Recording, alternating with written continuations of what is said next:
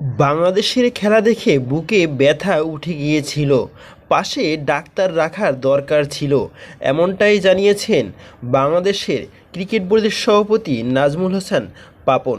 সর্বশেষ টি-20 বিশ্বকাপে গ্রুপ পর্বে 3টি ম্যাচ জিতেছিল বাংলাদেশ দল, তবে শ্রীলঙ্কা এবং নেপালের বিপক্ষে জয়টা বেশ কষ্টার্জিত ছিল। লো স্কোরিং সেই ম্যাচেও ক্রিকেট ভক্তদের মনে বারবার সংশয় তৈরি করেছিল। স্নায়ু চাপের ধকল সইতে হয়েছে টিভি সেটের সামনে থাকা দর্শকদের। ব্যতিক্রম নন বোর্ড সভাপতি নাজমুল হাসান পাপন। গতকাল সাংবাদিকদের সরাসরি বললেন, নেপালের বিপক্ষে ম্যাচ দেখে বুকে ব্যথা শুরু হয়েছিল বিসিবির সভাপতি এবং ক্রীড়ামন্ত্রীর।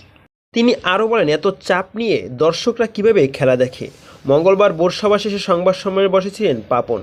এই টুর্নামেন্টের আগে কেউ চিন্তাই করতে পারেনি পাকিস্তান, নিউজিল্যান্ড, শ্রীলঙ্কার মতো দল দ্বিতীয় পর্বে খেলবে না। আমরা চিন্তাই করিনি অস্ট্রেলিয়া সেমিফাইনাল খেলবে না। যেভাবে গ্রুপিং করা আছে তাতে যে কেউ ধরে নিয়েছিল যে অস্ট্রেলিয়া সেমিফাইনাল খেলবে। এরপরেই পাপন শোনালেন গ্রুপ পর্বের ফল নিয়ে সন্তুষ্টির কথা। মনের মধ্যে আমাদের সবসময় বাংলাদেশ, কিন্তু মুখে না বললেও এটা ধরাই যায়। এখান থেকে সেমিফাইনাল খেলবে ভারত ও অস্ট্রেলিয়া। সেই জায়গা থেকে প্রথম পর্বে বাংলাদেশ ভালো খেলেছে।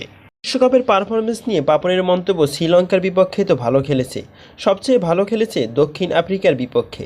আমরা সবসময় মনে হয়েছে দক্ষিণ আফ্রিকার বিপক্ষে বাংলাদেশ জেতার মতো খেলেছে। এই ম্যাচটা কোনোভাবেই হারার কথা নয়, বরং যে দলটা নিয়ে চিন্তা করার কথাই না, সেই নেপাল আমার বুকের ব্যথা উঠিয়ে দিয়েছিল।